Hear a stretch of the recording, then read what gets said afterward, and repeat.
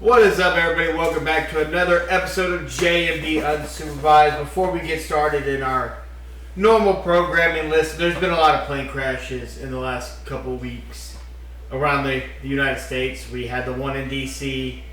We just had the one yesterday in Philadelphia. We've had some in L.A. There's been some in other countries. And listen, regardless of what people think, flying is still the safest way to fly. Just clearly, these things happen.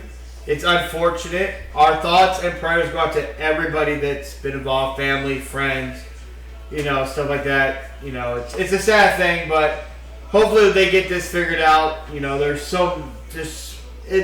crazy to think this is happening right now. Honestly, it's with the day and age that we're in, and the accidents that happened with flying here recently. It's kind of weird that so many accidents have been happening. Yes. Just kind of back to back, like it's not even kind of like a one-off. We've had about 3 accidents happen within a handful of days. Yes. With some kind of not necessarily high-profile people or some miracle kind of things that happen with people on board, but some weird.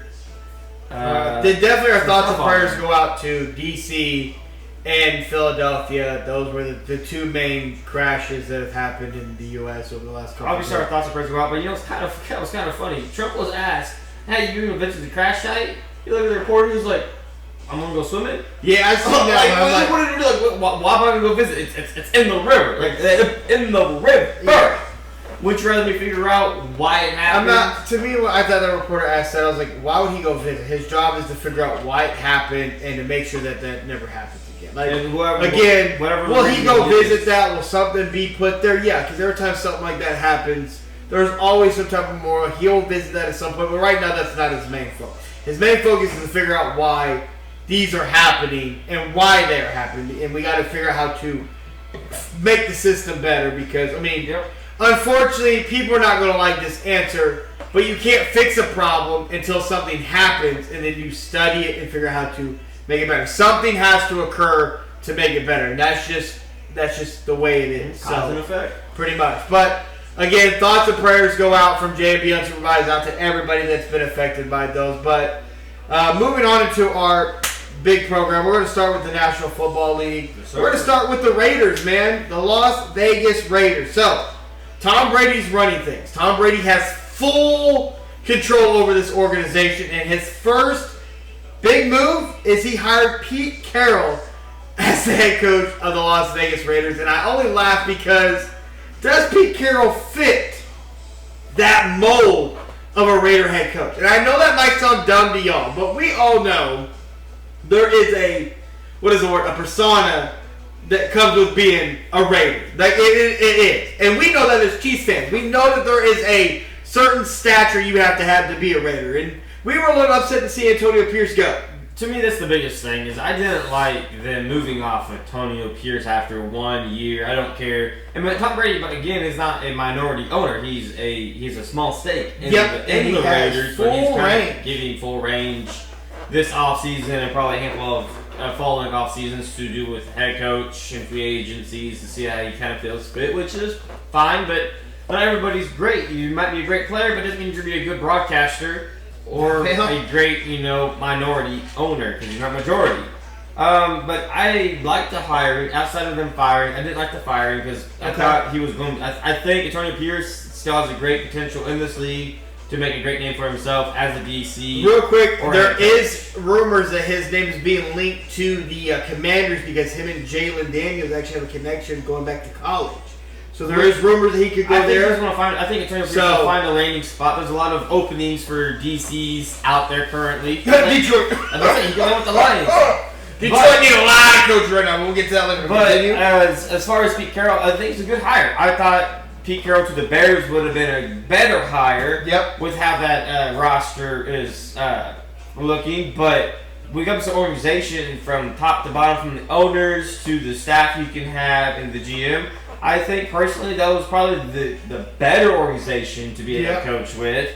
And I think Pete Carroll does fit that mold as that kind of grit and grindy guy because he is a player's coach. He is a player's coach. He had the Legion of Boom. Yes. And I think he's going to bring kind of that mantra. And I think he looks great. We saw him. You saw him on TV this week. He looks refreshed. He looks re-energized as a very. But sometimes you need old that. guy. You need that as a dude to be let go, find that love again, and this could be that opportunity for him. But again, it's only going to be like at best 4 or 5 years. But like it could be a great 4 or 5 years. Yeah. Building block. On that same note, the AFC West head coaches now consist of Pete Carroll, Sean Payton, Jim Harbaugh, and Andy Reid. That's a hell of a coaching tree in our division, my guy. I mean, everybody there has been a champion. Pete Carroll, Super Bowl. Sean Payton, Super Bowl. John Harbaugh, got the natty, controversial there. Andy Reid, multiple Super Bowl appearances and championships. So what you're saying is Harbaugh is the worst head coach in our division? Yeah, in my personal opinion, he would be the least head coach. Yeah.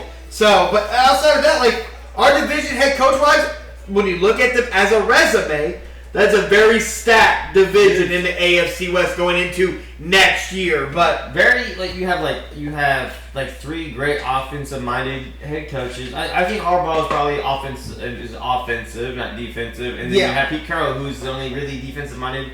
No, I would agree with you on the Harbaugh. He's definitely offensive-minded. Anybody that says he's defensive-minded, no, you have the wrong Harbaugh. Jim is the offensive-minded. Well, he's weird because he's kind of like the trenches. But he also gives you a little bit of special teams in there, too. He's he's really big in the trenches. He wants to win the trenches. He thinks, he's not wrong, but he wants to win the trenches, while the other Harbaugh, he was known as a special team coach, and so he relies a lot more on his hiring OC and UC. I want to bring this question to you. So, first season as his head coach, they have to figure out the quarterback. They have a tight end. They have Max Crosby. Their defense is solid, not the greatest. They got to make some expectations year one. I mean, it is 6 wins. 6 wins. 6 wins. I think 6 wins because they'll bring in a veteran QB. They might. Maybe they go get a Sam Darnold, which would elevate my expectations. Yes. Or maybe they So depending on what they get at quarterback is really going to determine your expectations as the season. Absolutely. Okay. So we'll have to touch on that once we figure out what the Raiders I still think though Pete Carroll is Pete Carroll alone, no matter what they have at quarterback, makes that team easy 6 wins. Okay. The Seahawks never saw, I'm pretty sure, nothing less than 6 wins with Pete Carroll. So That's Pete fair. Carroll with the Raiders, with the talent that they have there, with the reign he's going to be able to give or get, I think so. easy 6 wins. With Tom Brady running the show, I'd be very curious to see what they do in this draft. Now that it's being told that Tom Brady is running the show, which is fun. Which is crazy to me because he's already came out and said he's going to finish out his broadcast contract, which is 10 years. So he's, like you said, he's not like a big owner in this. He's a very small stage with a big voice. Exactly. He's given a big voice by the owner, which is fine and dandy, and I think it's going to bite him in the rear at some point. But did you know that the Raiders actually had a chance to hire Mike Vrabel? But the owner, was it Jim Davis, I think is his name, if I'm saying that right, if that's his real name. I don't know. I might be botching that. The Raiders' actual owner came out and said no to that hire because he didn't want another Patriots go around again after the Josh McDaniels. And that's fair because, again, like we kind of talked about before, like what does Mike Vrabel really bring you outside of a defense of he's with Tennessee, they were a solid team that drafted decently on defense and that Derrick Henry emerged and they ran Derrick Henry. Can't send him to the ground because Derrick Henry's still Henry. He only got hurt 1 year and he missed a little bit of games with that foot injury, but he never lost a beat. So Mike Vrabel, I wouldn't have wanted to have Mike Vrabel. He's kind of, to me, he's very. I don't know. I'm curious to see how Mike Vrabel even does with the Patriots because even with Tennessee, we said Tennessee looks, but he definitely brings a mantra and an aura there to an organization. But I really like the Pete Carroll hiring, and I'm curious to see what they do with the drafts to address the QB situation. Absolutely. So moving on to the next team that hired a head coach. The Dallas Cowboys, Jerry Jones hired Brian. I can't say his last name. Brian Schottenheimer. There you go, Brian. What's his last name again? Schottenheimer. There you go. He hired him. Hold on. I don't know what the fuck he is, but do you not remember that he's the son of a longtime Chiefs head coach, Marty Schottenheimer. No. Oh, I did not know that. Well, you can't well, say, I mean, if you can't say the last name, I can't say the last name, dog. So for me, but Brian Schottenheimer, he's bounced around the league to a lot of Brian Schottenheimer's bounced around the league to a bunch of different teams as an OC. Yes, as something a little bit less than that, and he's the son of Marty Schottenheimer, who is a well-renowned head coach. Was a renowned head coach in the league. I do believe he has now passed. He was the Chiefs head coach for a while early on in our lifetime. Yeah. Like the earliest you probably get rap from Edwards or Dick Merville. He was before Dick Merville. Yeah. Yeah. So, but the Cowboys hired him. They promoted him. He was their OC, like you said. He's bounced around, but he was their OC. I don't like it. Like, what's the point of that? Because you might hang on. Before you get going, sources around the league believe that the decision to name Brian as their new head coach was to appease their franchise quarterback, Dak Prescott. But then Dak Prescott came out and said that my future is tied with him. So make that make sense. So what do you make of that? So they hired the OC as their head coach. Dak comes out and says that my future is tied to the head coach. So what do you make of that? And before you start, I want you to say his last name. Brian Schottenheimer. Schottenheimer. There you go. Say it all together. Brian Schottenheimer. All right. There we go. I got it, guys. I got it. So now, since you finally figured out how to say his last name, how do you feel that they said they hired him to appease Dak, who's obviously the franchise guy? How do you? Why do you please Dak? What has Dak done to deserve? He's the franchise guy. I get he's the $60 million quarterback, but again, what have you done, bro? Like he's highest paid. This is can't move off of him. So you make them say we hired him to appease Dak, and Dak said my future's tied to him. How do you make of that? What do you make of it? I think Dak's time with the Cowboys honestly could be coming to an. I don't see this ending well. I don't know for either of these dudes because he was the offensive coordinator. We saw how bad this offense looked this year. It was not great, Brandon. We witnessed it. We watched these games. Dak this year, in totality, Dak only played 8 games because he got hurt or whatever happened to Dak. Dak went 3-5 as a starter. 1,978 yards, averaged about 7 yards a play, 11 touchdowns, 8 interceptions. That's what you got with Dak. This is your offensive coordinator. He was the offensive coordinator. He's calling the plays.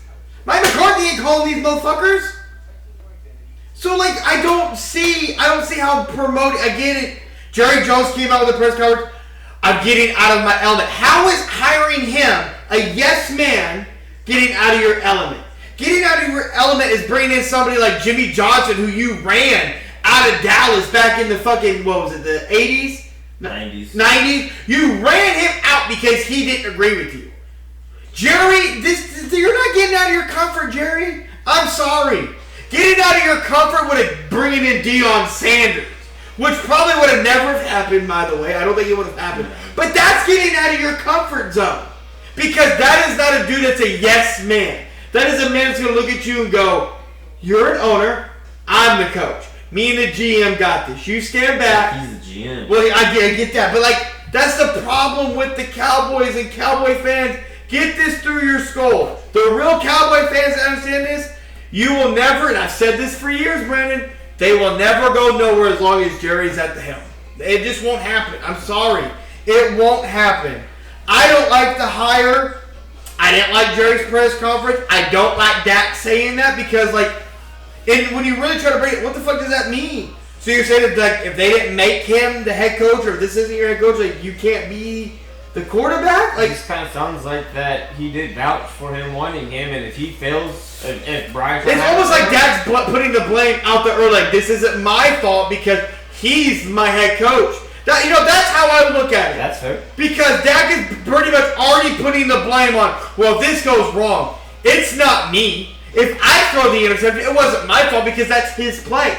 He's my head coach. He's my OC. That's fair. That's how I look at this. So I was just curious how you literally. So the Cowboys this year, I don't know their overall record. I know it wasn't good, but what's your expectations with Brian Schottenheimer as head coach in year one with Micah Parsons, CeeDee Lamb, 8 wins? 8 wins. Fringe. Under 500 or above 500? Fringe wild card. Woo! Not good for Cowboys fans. And I think Cowboys fans would agree with that. No, they don't. I think the real Cowboys fans, because there's the delusional and then there's the real Cowboys fan. Like the Cowboys honestly probably think after the Super Bowl happens that this is going to be their year again. Somebody's going to come out with a tattoo on their forearm or their calf. You just know it's going to honestly, you got the Eagles to have to knock off. Good luck. And then you have the emerging Commanders, baby. Good luck on that. Jalen Daniels.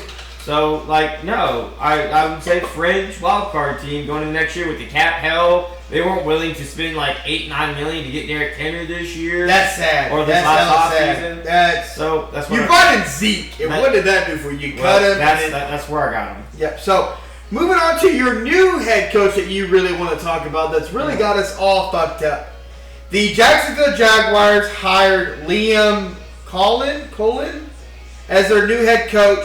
He was previously the Buccaneers offensive coordinator. Now, mind you, the Buccaneers made him the highest paid OC, but he never technically signed the contract. Even if he signed the contract, you still can leave it. But he is now the Jacksonville Jaguars' new head coach, and let me tell you, this dude was at his press conference talking about Duval or whatever. So Brandon searched up what the hell this was because we thought the dude was drunk or high at the press conference. So Brandon, go ahead. It's all over the internet. Yeah, I know y'all have seen it. He's like, Duval. I'm like, I was confused. I'm like, what are you talking about? So I looked up, what does Duval mean? To Jacksonville. Well, there's multiple meanings. It does mean the name of Duval is diverged from the French word valley, which means valley, and it literally means of the valley. But if you get it back, that's the meaning. That's the word what Duval means. That's the definition of it. But you bring it back. What does Duval mean to Jacksonville? Well, Duval is a rallying cry of sorts. I've never heard any Jacksonville players or fans ever like. Me neither. That's what he said. I was so confused. But it's a rallying cry of sorts for Jags fans to show support in Jacksonville NFL franchise. The chant comes from Duval, the county in which Jacksonville is located. I could be wrong. I've never heard Jacksonville ever chant Duval. I've never heard that. You don't hear. But I don't really want the county that you're in. No one's chanting that. I didn't know. I was confused, and that's. Brett had to go do his research because again.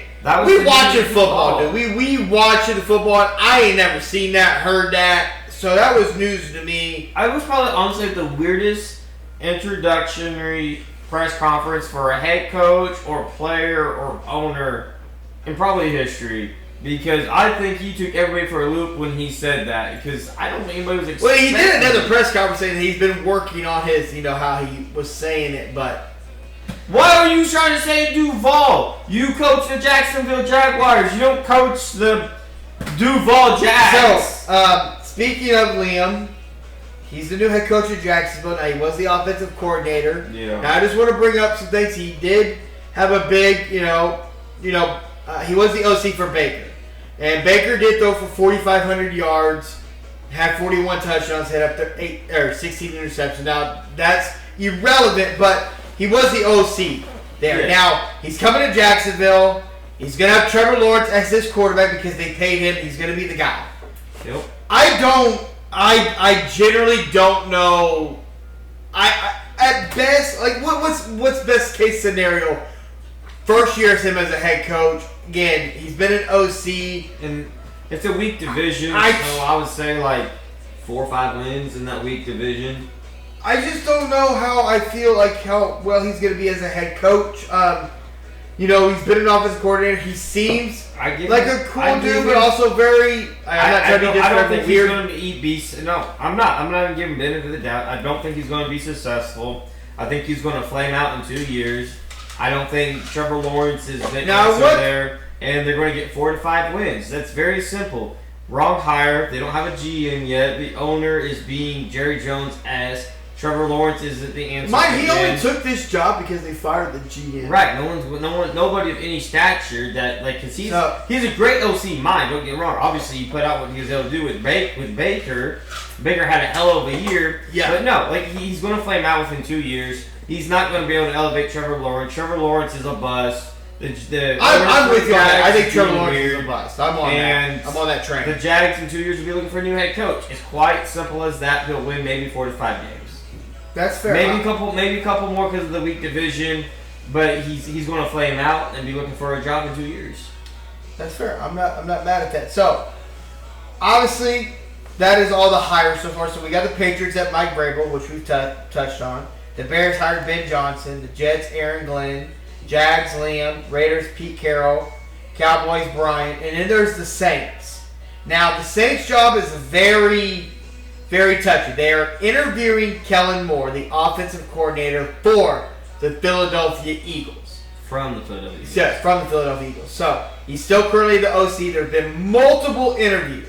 Now, it seems like he's going to become the head coach, but he's uncertain because of the quarterback issue. But per the NFL and NFLPA, you cannot officially announce that a hiring until that coordinator or head coach or GM season is over. It also came out that there's not a lot of people out there that want the Saints job. It's very... It's to me that it just kind of depends how you want to take the Saints job. It's Spencer Rattler and Derek Carr. Those are your quarterbacks. For me, I don't really care too much to talk about what the Saints need to do because, I don't know. To me, I think you both agree they need a rebuild.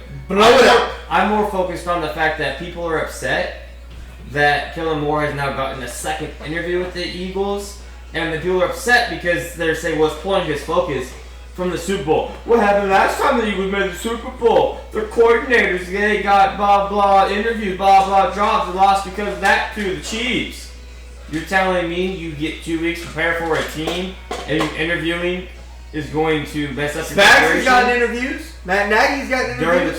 During the playoffs. And we I don't but that's more what I want to touch on is people are crying because the Eagles OC, he just needs to focus on the being prepared for Spags defense and have that team ready because last time the Eagles were there, it was the OC had interviews and became I think it was the Cardinals head coach. Yep. And that was the reason because he wasn't fully prepared. You have 2 weeks. Yeah. If you lose a day or two to prepare so you can interview for a head coaching job, and that's the reason why you lose, then maybe you shouldn't even be a head coaching journal in the NFL. That's sad. That's almost like people trying to blame the only reason why the future good is because of the refs. Yep, that's not as ugly as that. No, he will be completely fine. Kellen Moore's been in the league long enough as a player, as a QB. Yep. And as he's been in, now this is his third stop, Cowboys, Chargers, now the Eagles. Yep.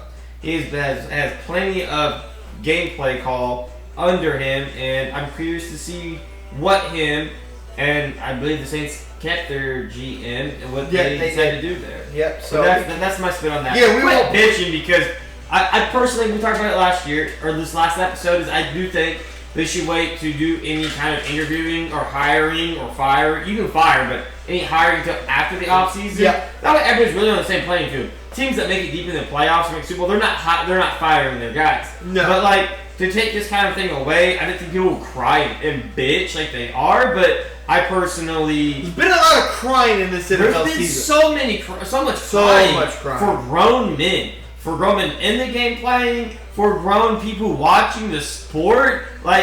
Get off it, snowflakes. It's fine. He's going to be fine. I do think they should make a change to it, though, where you can't move players. Yes, I agree with that. Or any, the GM positions. That's different. But coaching-wise, you should wait until after the Super Bowl and after the Natty for players to move and coaches to move. I agree with that. I do. We did touch on that last week, and I agree with you. I think we should, like I said, level playing field. Everybody's got an opportunity and stuff like that, so I'm here for that. But again, we'll see what happens with the Saints after the Super Bowl because that's literally what we're going to know unless something changes and they go in a different direction. Well, they've already pretty much made it very clear that... It looks like Kellen Moore. I would say this. I think Kellen Moore is going to be the head coach of the New Orleans Saints after the Super Bowl. And it's just kind of a hard job because you don't have a quarterback. It's just talking about on it, I guess. They're a very old roster. It's gotta blow it up. They're in cap hell. I don't know where they get the money to pay the guys they paid. You gotta blow it up. They're like the 49ers. Whatever bank New Orleans using, I need that bank. They paid Alvin Kamara during the season. And I don't know why. Didn't like that move. Happy for him, but I didn't like the move for the They're organization. just like a mid team that is kind of like a wild card fringe team that could get there, maybe not. It's okay to hit the reset button because if I'm a Saints fan, I'm wanting to hit that reset button hard, and I think Kellen Moore would be a good guy to go and draft a young QB to trade up, maybe try to get up in the top 5. They can. For, maybe a Shador or a Cam Ward if the Titans don't take him at 1. The Saints have the 9th pick in this NFL draft. The 9th pick. If I'm them, Kellen Moore, I think would be a good guy to restart the franchise with keeping Derek Carr and bring in a rookie and let him sit and blow it all up. I think that'd be a good guy to, in my opinion, with Kellen Moore there to do it. Because the GM, obviously, they can bring in talent. They free agency in the draft, and it's a good owner. It's a good fan base. I think if you give them an opportunity to rebuild, I think Kellen Moore would be a good fit overall, but I just don't think they will. They keep bringing back these old 30-plus-year-old guys. Don't get me wrong. I love the long-tenure dudes. I love Tomahawk, Derek Johnson, Larry Johnson, like Trent Green. I love the long-term guys that we played out longer than they should have been. At some point, you gotta move on. Just kind of like D Ford. Like D Ford wanted to be paid, but we moved off of him, and the Niners picked him up, paid him, and never heard of him. Sometimes it's better off to. It's okay to move on some guys. This isn't the NBA. That's the this isn't baseball. Even in the NBA, it's okay to move off. Like some people that we'll talk about a little bit later. It's okay to move off of him versus paying him. Yeah. So we'll have to see what happens. We'll keep you posted on that. Another guy that we need to talk about in the National Football League. One of the best kickers in the league, Justin Tucker. Justin Tucker. Sorry, not Harrison Bucker. Not Harrison Bucker. Oh, okay. No, thank God. You said thank God it's not Harrison. Thank God this is not Harrison Bucker. You just said best kicker in the league, and I mean best kicker in the league is Harrison Bucker, but we need to talk about one of the best. After the season. After how the season has played out for a certain kicker. Justin Tucker, he's a 7-time Pro Bowler, 5-time All-Pro, 1-time Super Bowl champ. He's also part of the Hall of Fame All-2000s team. Justin Tucker this year made 22 of his 30 field goal kicks. He missed 8 kicks this year. A lot of those kicks were pretty bad misses. Now, why is that a big deal? Like Justin Tucker, he missed 8 kicks. Well, just maybe a bad year, right? Maybe a bad year, but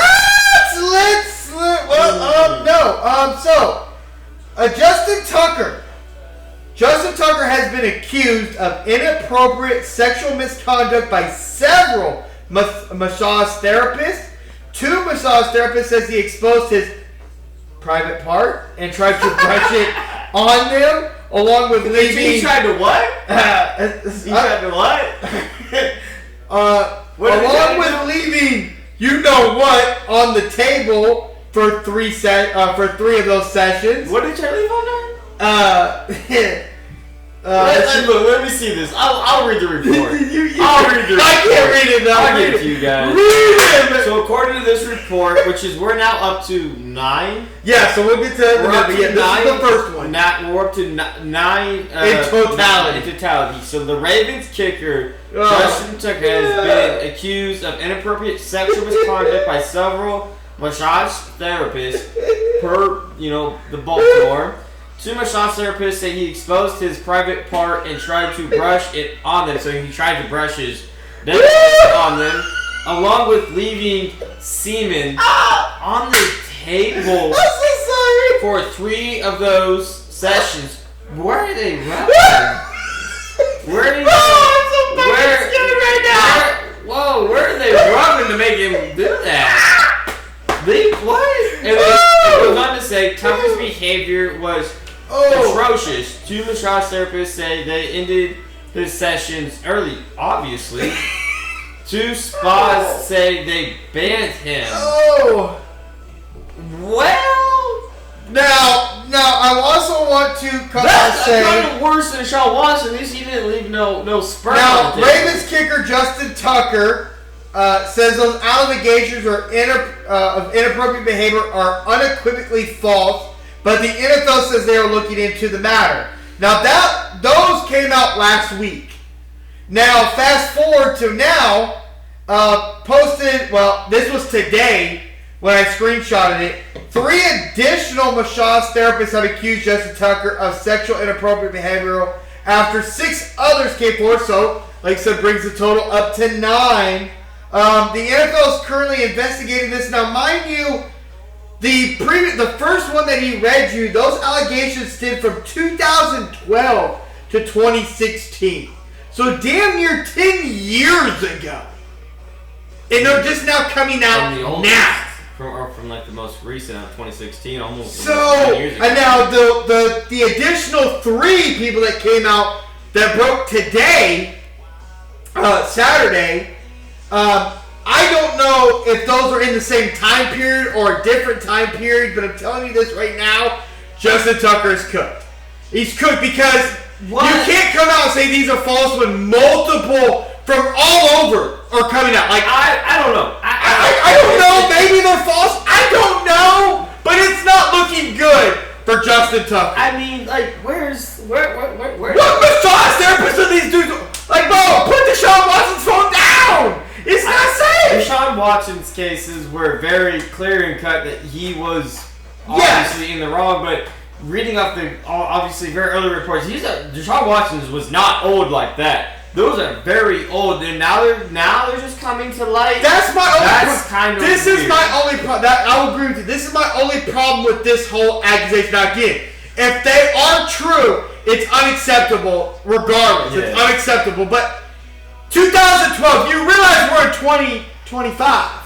Like, that's 13 years ago, dog. Like, that's a long time to wait to come out. Now, I get it. Money being put out there, you sign certain things, and you have to wait for those to run its course. But if you sign it, then I don't want to hear you complaining if you took the money, if you signed the paper. But see, there's a difference, though, because Deshaun Watson, because obviously everybody's knows Deshaun Watson has an issue with getting massages and being inappropriate with them. Robert Kraft too. But so does Robert Kraft going to massage parlors. Deshaun had like people come to his place. Yeah, they were brought to him. But they also showed up. This was kind of my issue a little bit with his is like he did it and they showed up multiple times and he obviously did it. So like to me that was kind of weird. Again, wrong. Like it's wrong no matter what. But like that's kind of weird. But his is like he left sperm on the table. Where are you rubbing my man that he's leaving? That you're causing him to leave sperm? I'm pretty sure Justin Tucker is married. Like I'm pretty sure he's married, bro. Like, are you getting mad because like you rubbed him some kind of way that some people just get kind of? I just want to say, like, sometimes like you hit a man in the spot, he can't. It's uncontrollable. And to an extent. But like, because I mean. But damn! To me, so far, it just sounds like it's been like a professional. I would like to say professional massage spa places, and like some like you just been a little overly excited by being rubbed down, and some things happen. Maybe he gets up and he's very well endowed, and like it just kind of sits on the table as he's getting covered back up. I don't know. I don't like how old these reports are, but it makes sense why he had it off here. It makes sense why the NFL is gonna do a thorough investigation because you can't have another Deshaun Watson. But again, if these are true, and I want the people to understand that you hear us joking, we get that they're wrong. But our problem that we have with this, I think you would agree, is the time. Bro, this is 2012 to 2016. These are damn near over 10 years old. Being men that we are, I have problems with a guy of money or power in both old allegations all of a sudden coming to the forefront. I'm not a fan. Out of kind of left field. Because like you heard that, you're like, what? It's not like Justin Tucker is like this all-be-all quarterback, running back, wide receiver. This dude is a kicker. And like he's a kicker, dog. Now it's on coming to the forefront. 10 years ago, he was, I guess, over 10 years. Like these are 10 years. So what? He was like probably like. I think Justin Tucker. Go ahead, go on. I'll get it. Justin Tucker came in the league in 2012. I believe he came in 2012, man.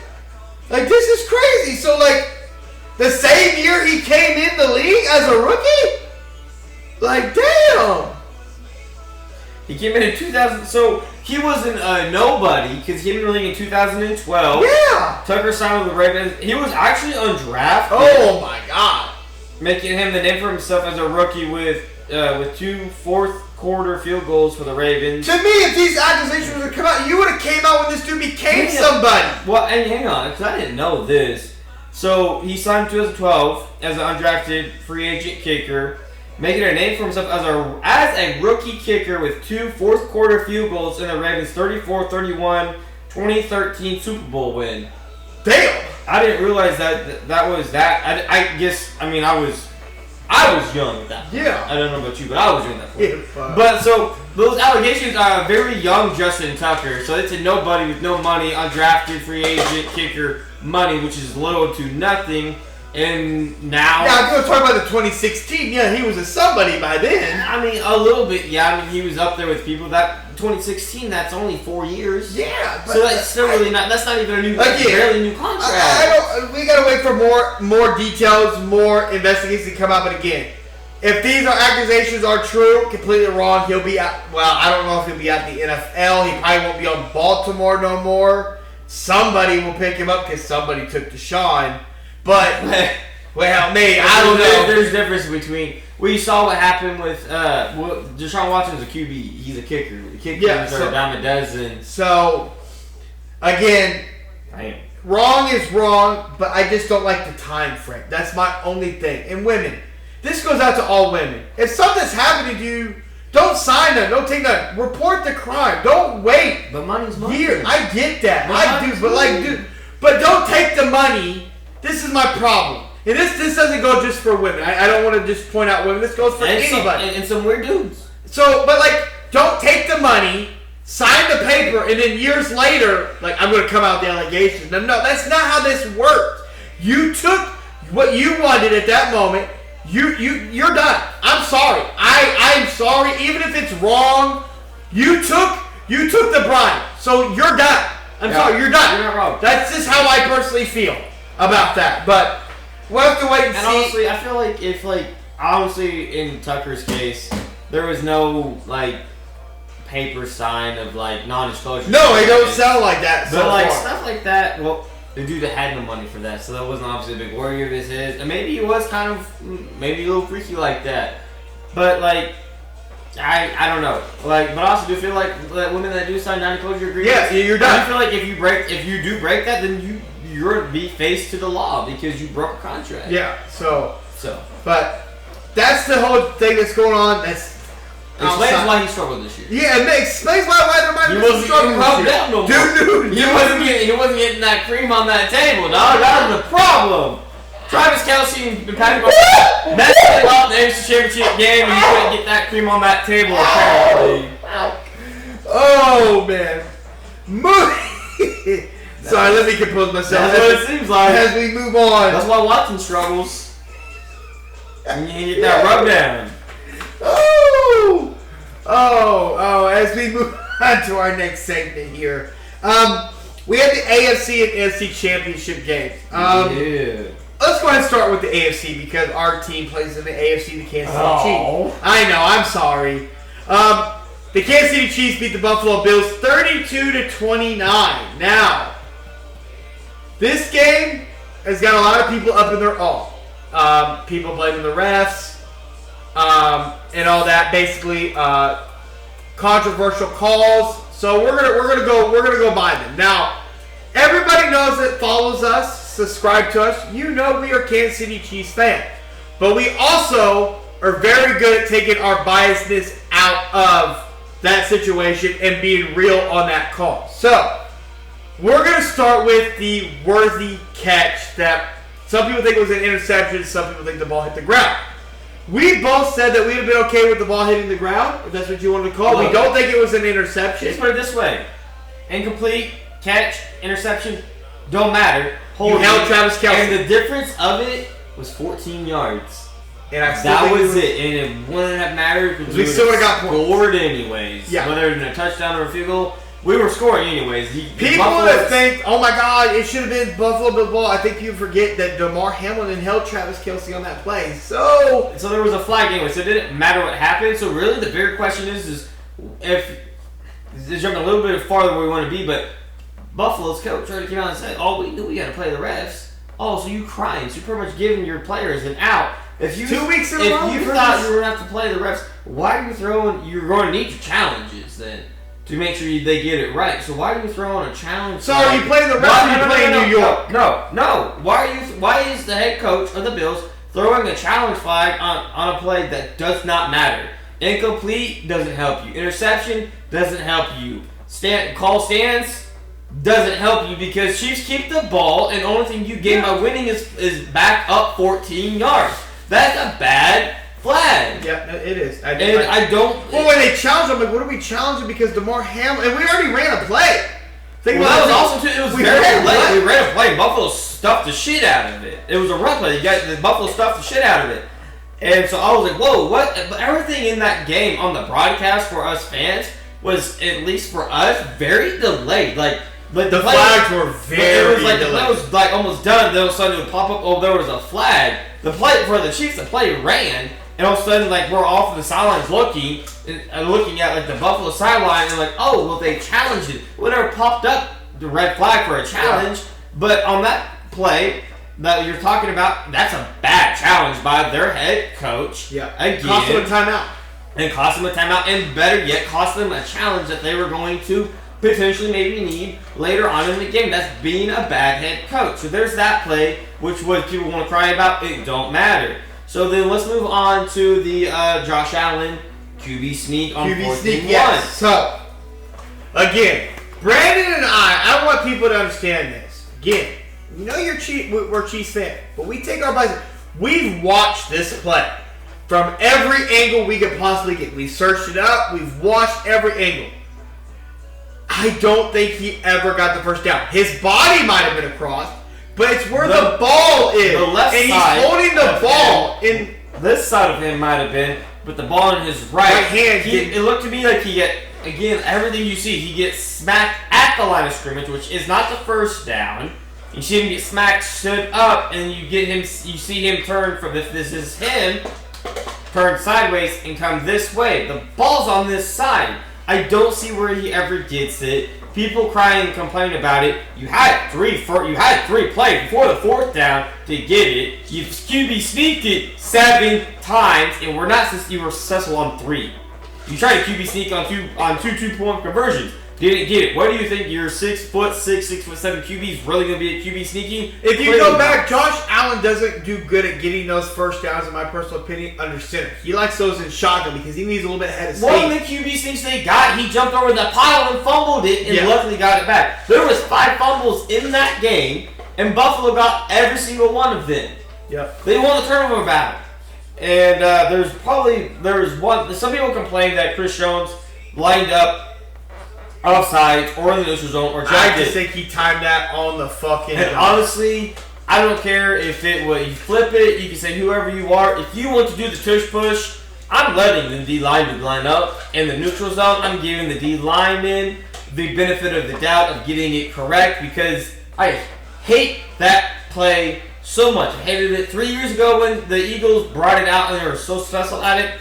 It's such a hard play to stop. Because they're really not successful at it. They're just good at it because you have 2 dudes that are behind you that are pushing you and before the play is dead. And so in terms, I don't care if he maybe he was. It looked like he was Chris Jones on that play was very close in the neutral zone. Was not called, so you can't help things that are not called. Don't leave plays up to the officials. Everybody that's ever worth their salt of any level of gameplay that you ever played, you don't ever leave the game up to the refs. But I don't think in my opinion, ball was snapped and he hit it great, and the Chiefs drove him back. The Chiefs they did it 7 times. He only got what he needed 3 times. So it wasn't like the Chiefs weren't getting off the ball on a great count at home because you can't obviously hard count it. And again, I get the D line out of the D line. If I was a ref, out of the D. I wouldn't. You couldn't. But as a fan, if I'm the Eagles, I can't be mad at a team lining up kind of in the neutral zone and not getting called for it, knowing that's what you're going to run because you come out of it. How about you fake it and you toss it out to your running back and do something a little bit different? Because everybody's lined up. Buffalo could have done that because everybody's crashing. I hate the tush push. I don't think they should ban it. I hate it, and I think they should give a little bit of leverage to the defense to be as close as pushing the rule book as possible. I also want to touch on Buffalo. It technically left 4 points on the board. 2-point conversions twice. But I also want to say, technically, in my personal opinion, I look at it as 5. Because they kicked the field goal, but they got a penalty on it. So they took the... Oh, they got a penalty to help them? They did. Oh, okay, damn. They got a penalty, no teams which allowed them to take that point off the board to go for 2. They didn't get it. They did it again, went for 2, didn't get it. So in retrospect, in reality, you left 5 points up there. Now, in all reality, it really is 4 because you went for it on 2-point conversions twice and you didn't get any of them. In reality, to make your math so much easier for everybody, they went for 2 twice, didn't get it, could have kicked extra points twice, and it would have been down 1 point with over 3 minutes to go in the game and needing a field goal to win. Again, that goes back on Sean McDermott in the head coaching of the Buffalo Bills. The Kansas City Chiefs, the game was tied 29-29. Kansas City Chiefs are moving down the field, doing a great drive. Xavier Worthy gets a catch, and his bitch ass ran out of bounds, and we damn near... That's a rookie mistake. It was. It is. It's a rookie mistake because it stalled the drive. Well, it stopped the clock. It stopped the clock, which was not good. And in retrospect, we were able to get a field goal out of it. I just want everybody to understand this. Josh Allen. Now, I want y'all to know, we were watching this game in these seats. We have a TV down here. We were watching the game in these seats. Well, we weren't sitting down. We were standing up. But Josh Allen got the ball back with 3 minutes and 33 seconds. Yep. Say it again. Josh Allen got the ball back with 3 minutes and 33 seconds. Now, we're sitting down here. We're watching this game. They put Josh Allen on the TV. I looked at Brent. I go, that motherfucker's nervous. He's fucking nervous. Now, whether he was or not, they're showing his face, and he's looking what I would believe is the clock, or he's looking somewhere. And the pressure I'm not saying no. I think he felt some pressure. There was some pressure that was felt, in my opinion. It was horrible play calls. But James Cook was not on the field. That's not my again. Why is James Cook not on the field? I can't blame Josh Allen for the calls that were played, calls that were called that and James Cook not being on there. But you're 100% right. They got 1 first down on the drive. Josh Allen got that one. Josh Allen ran and got it. And we tackled him right past the first down marker. And then they had 3 downs, tried to get the first down, and didn't get it. We were sitting here. We were talking about that 4th down play. Me and Brandon were. What should they do? But on 4th and 5,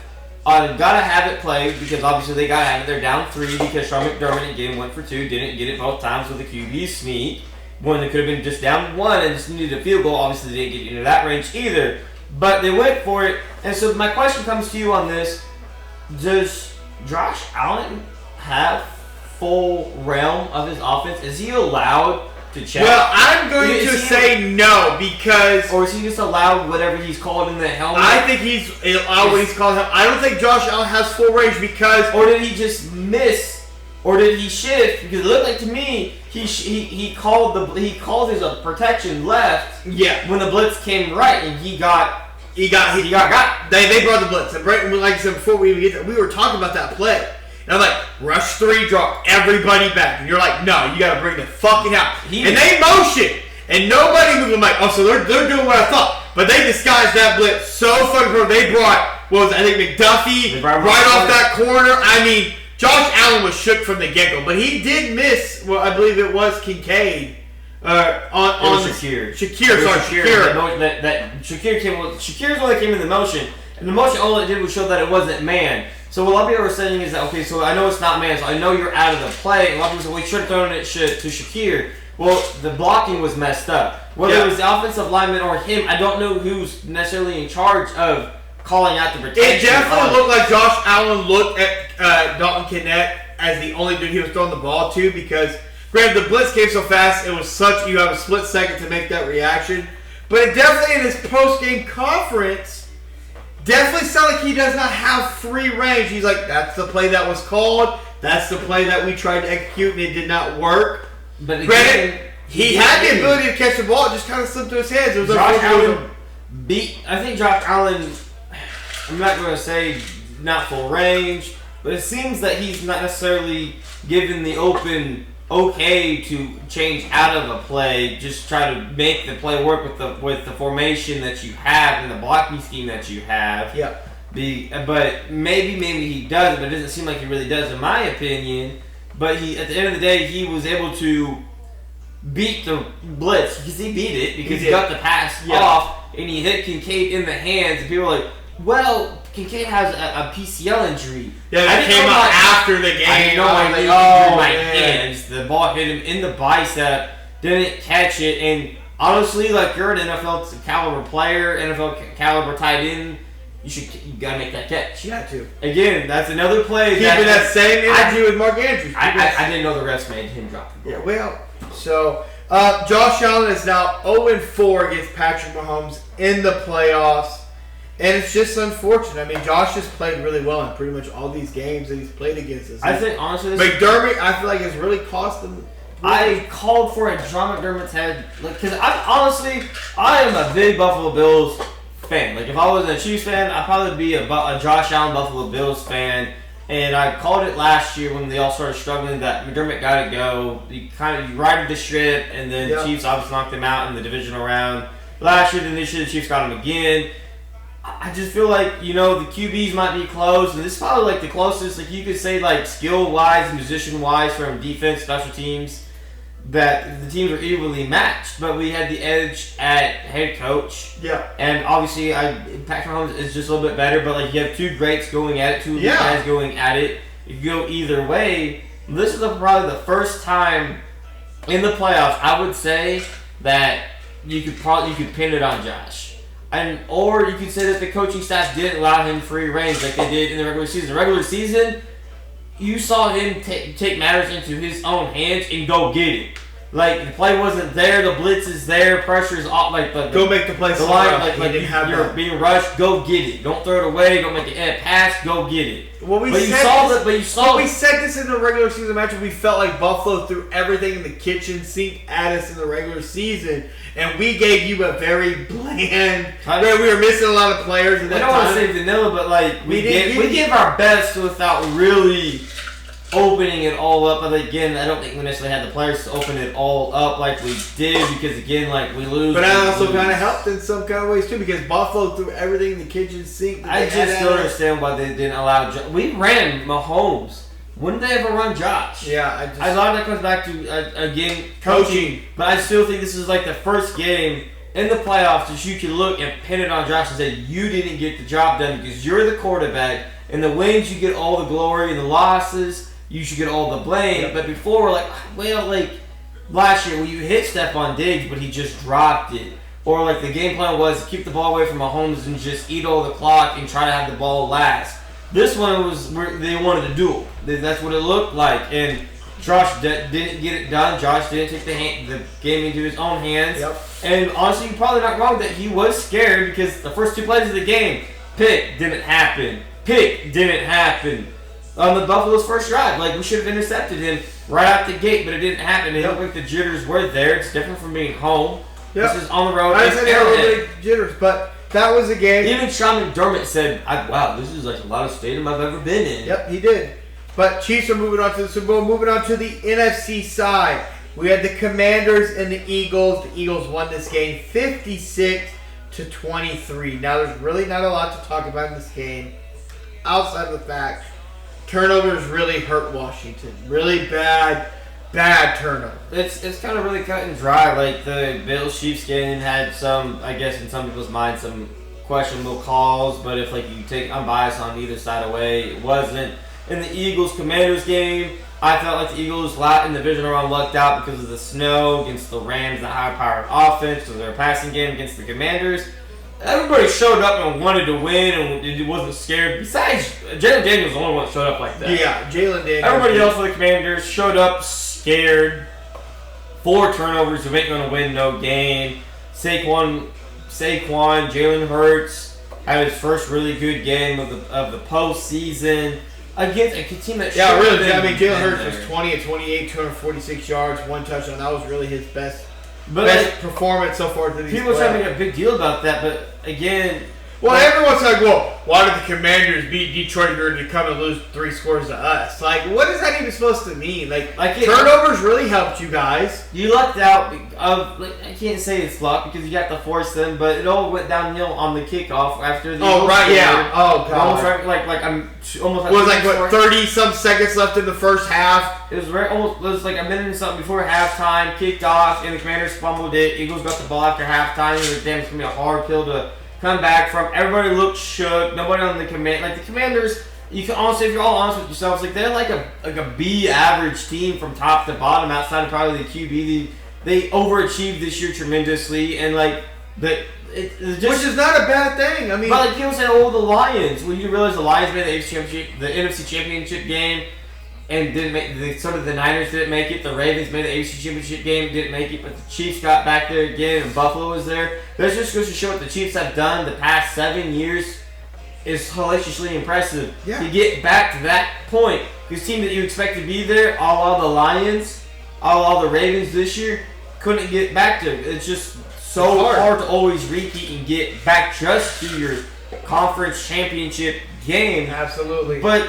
they acted such a great game for Jalen Hurts when Jalen Hurts on the season in totality, minus playoffs, threw for 2,903 yards, 18 passing touchdowns, and 5 interceptions. Now, obviously, he had a lot of push-tush, 1 yard, first and goal, tutties. So I don't really care about that. And Saquon took, Saquon was a fix-all for that offense, but it kind of comes down to say, Jalen Hurts, wild card round, didn't have a great game at all against the Packers. Against the Rams, it was a snow-cold game. Obviously, it was and I thought they were done, and then those back-to-back turnovers really helped them. Granted, they got them. They won the game, but I thought the Rams had them. The great Eagles defense, that have all the talent in the world over there that are very young, not paid yet, showed out against the Rams.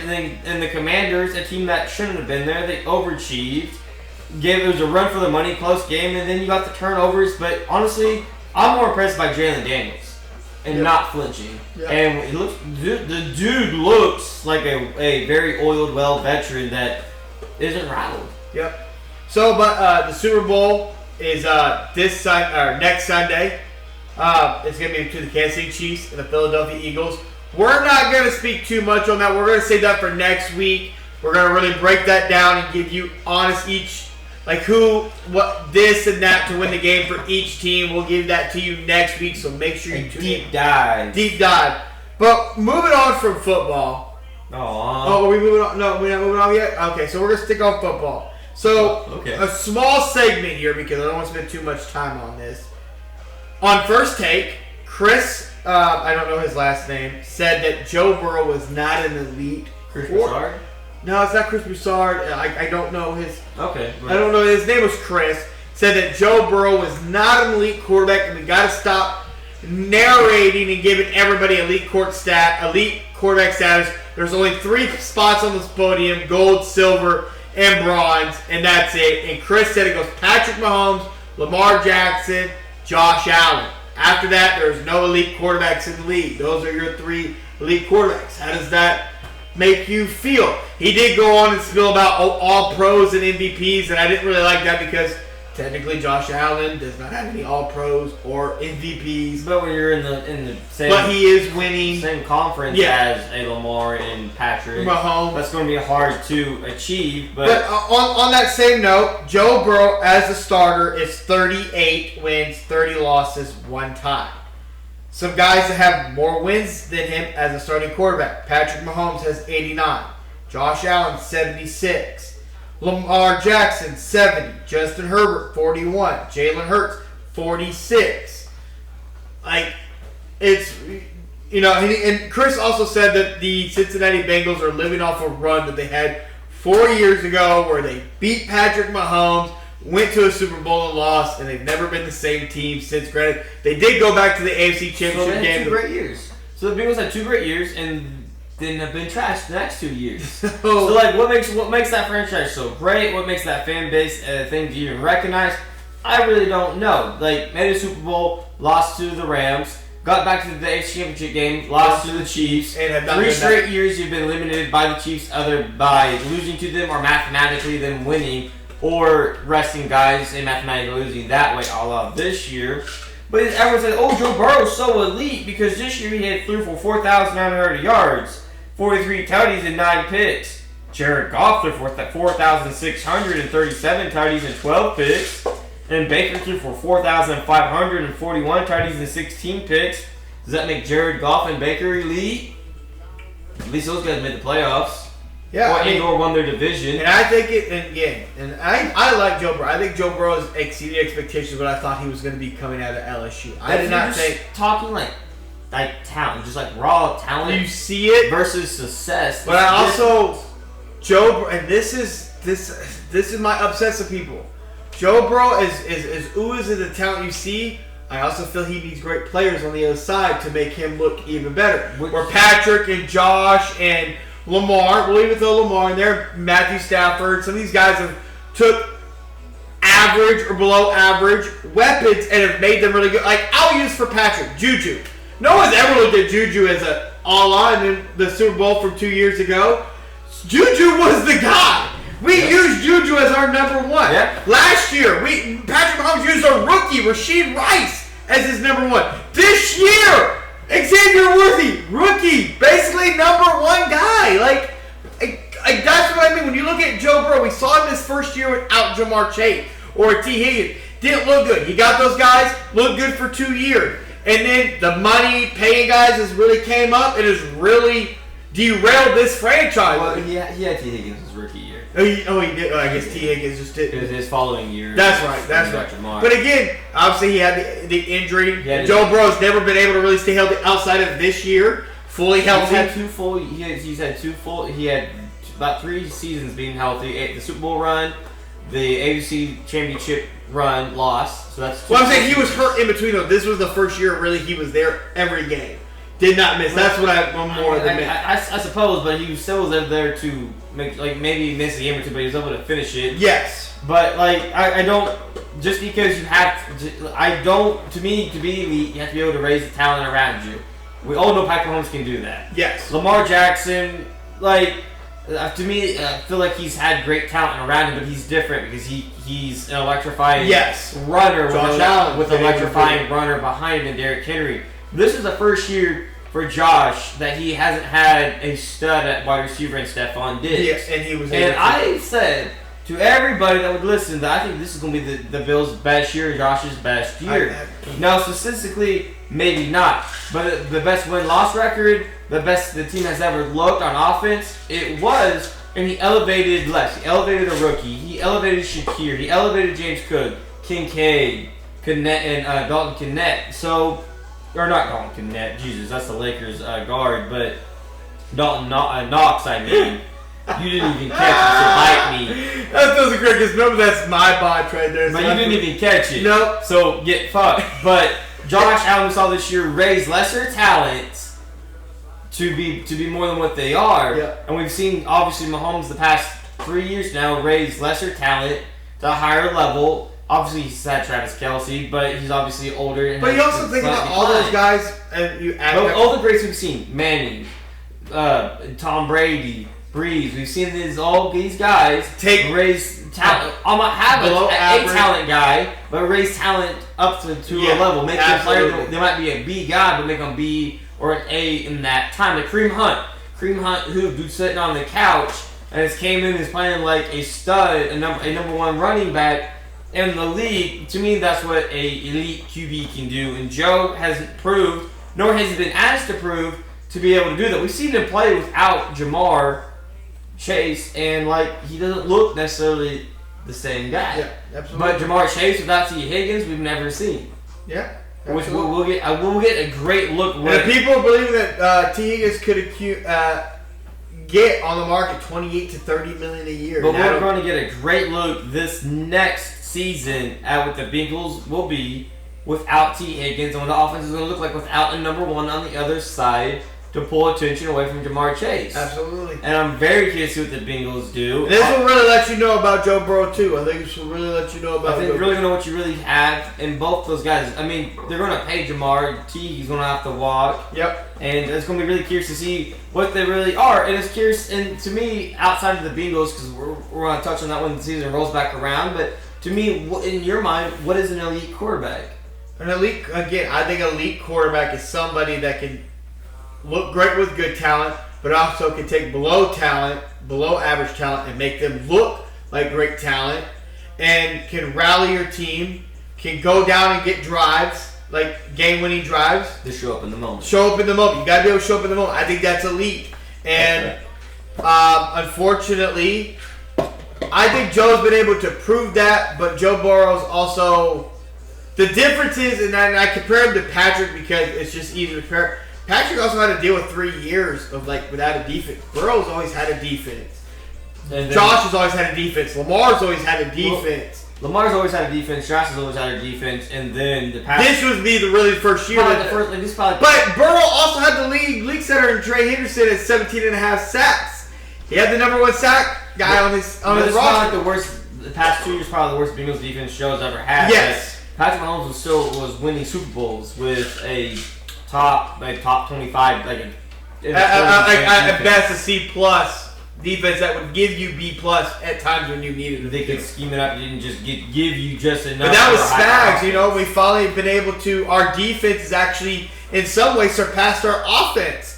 And that's a credit to Spags, but that's also a credit to Patrick knowing. Well, I think that's just really great coaching. It is. So, again, let us know what you think is what an elite quarterback needs to be able to do without, including all pros MVPs, because I don't think those awards hold the same. We don't always get to have those. Especially when you play in the AFC, dog. We don't always get to have those kind of studs out there because quarterbacks get paid $55-60 million now. So they took a lot of the salary cap. But again, next week we're gonna break down the Super Bowl. We're gonna really dig deep down this because this will be the second matchup between the Kansas City Chiefs and the Philadelphia Eagles. So we're excited, nervous, and excited. But we're gonna break that down to you next week. Now that the football season is pretty much over, it really is. It's over. College football is over. We're at the pinnacle. We're at the end. So now we're moving on into basketball, and this is where we really start to pick up. Where everyone's been asking, where's your basketball talk? Where's all this? We're getting there, guys, but we got to stick with what's hot right now. And that's just the way it is. We're getting really close to the NBA. Because, NBA's vanilla. Yeah, so for a long time. I want to start with the All-Stars and the reserves. So the All-Star starters for the West is Curry, SGA, KD, LeBron, and Joker. The reserves are Ant-Man, Anthony Edwards, Anthony Davis, James Harden, Jarrett Jackson Jr., Shogun, Jalen Williams, and Victor Wembanyama. That is your Western Conference.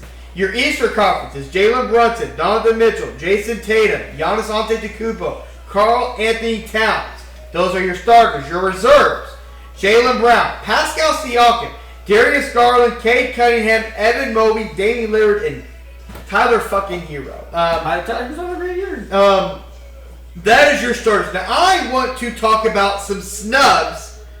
And we're going to start with the West. I want you to tell me if you think they were snubbed. Sabonis, averaging 20 points per game, 14.5 rebounds, leads the league in rebounding, 7 assists, 61% from the field, 48% from 3. Sabonis, was he snubbed from the Western Conference? That's a big no. That's a big no. So, okay. Kyrie Irving, 24 points per game, 5 boards, 5 assists, 48 from the field, 41 from 3. Kyrie. As a guard? No. He's a point guard. No. Norman Powell, 24 points per game, 49. No, come on. Get to the one snub. There's one snub. I think Sabonis was snubbed, and Kyrie and Powell was snubbed. Snubbed improved his game 10 points per game. So who are you taking off then? The main? So I think Jarrett Jackson should be off. Jalen Williams should be off. And I don't think Curry should be a starter. No. Curry shouldn't be a starter in my personal opinion. Then De'Aaron Fox was snubbed at 25 points per game, 5 boards, 6 assists, 47 from the field, 32 from the field. You're wrong. Jalen Green was snubbed from the Rockets. They're second in the fucking Western Conference, and they only had one guy. Jalen Green, 21 points, 5 boards, 3 assists, 43 from the field, 36 from 3. Devin Booker didn't make it, at 26 points, 44 from the field, 34. John Morant didn't make it at 20 points. You don't think any of these guys were snubbed? Norman Powell raised his points per game by 10 points in the NBA. Put him in the Rising All-Star game. Then. He's not. Ooh. Norman Powell's been in the league for over a while. How is that? Like, Jaren Jackson, Jalen Williams, James Harden, those guys are all-stars to you? Clearly. I would take Norman Powell over James Harden. I would take out James Harden, Jaren Jackson Jr., and Jalen Williams. Doing with the Clippers is way more impressive with that roster, with being depleted of clearly no stars, versus what Norman Powell's doing. Norman Powell is raising your points 10 I'm points. sorry, I don't go off of stats. I don't care that he raised. He raised his point 10 points per game. Good. He's probably getting more shots too. He's getting the same amount of shots. Bradley Beal went from the Wizards getting all the shots to the Suns to a nothing. I called that one too. Like, great. But I'm not saying he should have been an all-star. I'm not saying Bradley Beal should have been either. But you're saying Powell is because he's scoring more points. Good for you. Your shot's going down now. So why does James Harden get the nod then? Based off of what you're doing. What is James Harden doing that Norman Powell's not doing? James Harden's putting up the same stupid fucking numbers we see every year. Multiple turnovers, bad shot. Norman Powell is raising field goal percentage by 10%. His three-point percentage by 13%. I'm sorry, guys. I didn't know Norman Powell had 0 turnovers and 0 bad shots. That's my bad. I didn't know. He raised all his stats. Everything of his has been raised by numerous amount of numbers. Yeah. And he's not going to be an all-star? No.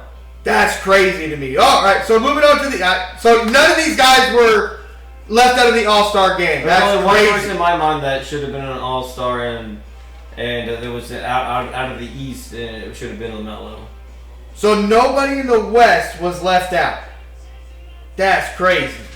Moving on to the Eastern Conference, guys. Wow, it's crazy when they had to let out the roster. Like, they put out the roster. They should have been an All-Star. They would have been an All-Star. So Tyrese Maxey should have been an All-Star. He's had 12 straight 30-point games. Yeah, where are the 76ers? Like 15 wins. He's doing great. I think you gotta win. Your team gotta be good. I can't help that his stars are not there for him, and he's out there by himself. Damn. So what did LeBron have when he was in Cleveland? When he was 23, 24 years old, made 21 straight All-Star games. And he's 40 years old, and he was in Cleveland when he was a teenager, being an all-star with who? Nobody. Well, I mean, he had all-stars with him. Mo Williams was an all-star with him. He had nobodies. I'm not saying he had nobodies, but when your MVP player is not playing, he's missed more games than he's played games. What do you want me to do? He's got Paul George. You want to be in... Okay, Paul George never... The All-Star game shouldn't have to do anything about winning. It's what the fifth. LaMelo was the number one fan voter and didn't make it in. He was fourth among his peers and seventh among the media. If you get there, you know why. Because his team's not winning. What does that have to do with the All-Star game? You want the All-Star to be good, but you won't put the players in it. If you're a great player, you should be able to elevate the players around you to be able to win. He's put 28 points per game. And what's the record? He's in Charlotte. I can't help where he's located. Go put LeBron in Charlotte. I don't think LeBron put the same numbers. I don't think they're going to win games. I mean, with that roster. I mean, LeBron 40, but like, okay. LaMelo didn't make the All-Star team at 28 points per game. Paolo Ventura didn't make the All-Star team. Trae Young is averaging 22 points and almost is leading the league in assists. Didn't make the fucking All-Star game. You don't think Trae Young missed out on the All-Star game? He's the first pure double-double guy in years to never make ever to not make the All-Star game, leading the league in assists. One, LaMelo should have made it. Two, Trae Young just been blackballed 2 years in a row. 4 years in a row he's been blackballed. No, 4 straight years he has not made the All-Star team. 2 years, tomato, potato, but I mean, like, sure. But, like... Tyrese Maxey, Tyrese Halliburton, Franz Wagner. Those are the 6 guys I think that should have made it. Orlando should have, I think, at least one All-Star. Like, that's kind of crazy. When you look at this graph, I mean, I don't know. The Cavs had 3 All-Stars. Yeah, and the Cavs are, again, like, I'm sorry that you don't think a win-loss record matters, but win-loss records matter. The Cavs, you said they had 2 All-Stars. Yeah. 3. Yeah, 3. Darius Garland, they have Evan 39 wins. Wins matter. If you're a great player, your team's going to be good. Then why don't OKC have 3? Why do they only have 2 then? 2, 3, tomato, potato. The West is way better than the East. Like, don't even act like you don't know that. Why do the Bucks get 2 All-Stars? The Bucks are 26 and 20. Danny Lillard gets in over LaMelo, Tyrese Maxey, Trae Young, Tyrese Halliburton. Over Trae Young? Yes. The Hawks over Trae Young? The Hawks have 22 wins. The Hornets have 12. Yeah. Tyrese Halliburton, there's a lot of controversy that came out. You put Pascal Siakam in over Tyrese Halliburton? Pascal is who's going to represent the Indiana Pacers in the All-Star game. That's who you want? Clearly. I know. I wanted Tyrese Halliburton. No, you know what? His skill set has came out and is quite... He doesn't have the handles everybody wants. He has okay passing, and he can even come in the clutch. He's averaging 9 assists a game. Okay? Who doesn't? A lot of players. A lot of point guards do. Curry don't average 9. Who the fuck he passing to? Yeah, that Curry shouldn't have made the fucking He shouldn't have made the All-Star game. He's legitimately the Warriors. But should he been a starter or reserve? You think he should have legitimately been a starter? I don't know. Legitimately been a starter. If I go over to the West and I run down it, out of the guards out of the Thunder guards he beats, the Rocket guards he beats, out of the Grizz, he beat Jalen Green as a guard. Clips, Dry, Jalen Green's second in the Western Conference. Oh, you ain't. Okay, so you taking anybody out of the West? You're not going to take Curry as a starter. We're talking about an All-Star game. You're taking an All-Star. As a starter. You're taking an All-Star guy. You're taking the best of the best point guard. Curry's 6'2", so he's a point guard. Jalen Green's 6'3". Oh my. Okay, sorry. 6. I can't help that Jalen Green can jump out the gym and Curry can't. 5 feet tall to 6'4". Point guard. Kyrie Irving, you take Curry over Kyrie? I'm taking Steph over him. You try to build any team, try to make any logical, you're taking Steph over him. Why would I take Steph? What's your reasoning taking Steph if you're building a franchise? Because he shoots the 3 ball? Over Kyrie? Kyrie's a 3-level scorer! Ooh, what has Kyrie ever done as the dude? Not with the Cavs? He went to the finals last year! Averaging over 25 points per game with Luka. They're the first duo to get to the finals. Damn, averaging that. Who'd you just say? Oh, you said Luka was there. That's right. Who's not there right now? He's carrying this team. Oh, Luka is not there. You're right. Carrying them. That team to a 26-23 record. He's carrying it. He's carrying. They're in the playoffs. They're in the play. That's the playoffs. They are in. In the play-in? That's still the playoff. That counts. No, that's play-in. It counts towards your playoff record. No, it counts as play-in. But they're still there. I'm glad he's able to carry him to a 26-23 record. He's the only one there. Where's this? And take out Kyrie and put Luka in over Kyrie, and they have a way better record. I would take Luka. Kyrie by himself there? You think he has a better record? The dude that just shoots the 3, comes off the screen? Where the system in Golden State is only for him? Give me Luka over Kyrie any day. Give me Luka over Steph any day, but Luka's hurt. And give me Steph over Kyrie. So the only dude you're taking out of the lineup is Luka for Curry. You would put Luka in for Curry. Absolutely. Hands down. Good God. You don't know what Luka is? Oh, Lord. Man. You're trying to act like the Warriors 24-24 is a whole much difference than the Mavericks is 26-23. Kyrie, Luka, no, I'm trying to build something. I can't help Steph. I can't help Steve. But the system's only built. You're literally taking I don't care about their system. Curry can play in any system. KD can play in any system. I don't know if he can play in any. He didn't do this in Mark Jackson's system. He didn't do this in Knight's system. Oh, I can't help that he was a young guy. He didn't even get MVP in the first trip to the NBA Finals. LeBron played in any system. He is the system. So why? There you go. You just said LeBron is the system. There's not a system for LeBron because he's never had a head coach that can implement. So how can Curry go? Curry can play. He can't plug in any system. You can put Curry in any system and he'll flourish. You put Curry in the triangle. You can put. You go put him in the Heat system. He's gonna work. Absolutely. That grit and grind have to actually do it. No, he's not. Absolutely. He's not doing that in the Heat system. Absolutely. He's not diving on the floor. He would flourish more with the Heat and that mentality than with the Warriors. Eric Spoelstra's a better coach. I can't. Oh, damn. I'm glad you made my point for me. I appreciate that. What point did I make? He's in a system where he gets to put up 30 shots. He's not getting that with the Heat. Then he'd be a lot better not putting up 30 shots. I don't need you to put up 30 shots. But that's the system he's in. That's right. I'm not talking about his system. I don't care what fucking offensive system that. Then why does that matter when it comes to the All-Star game? The All-Star game's for the fans. It's not for winning. Good job. You just said the fans. What do you want to see? A dude put up half court. The fans wanted LaMelo and didn't get him. Okay, well. Instead they got 3 dudes from the Cavs. I can't help you missing the point. You want Evan Mobley? What the fuck has Evan Mobley done? Darius Garland didn't want to play with Donovan Mitchell. Donovan Mitchell's probably the most inconsistent guard in the Eastern Conference. So that's not true. Go look at Donovan Mitchell's game. Yeah, look, I'll pull up their record right now and see what they are. Oh wait, they're leading the East. Who's in the East? The Celtics, and they're beating the Celtics. Would he be number 1 if we put LeBron back over there? Well, no, will we? Because he's not. He's in the West. 40-year-old. The West is where everybody's at. 40-year-old LeBron.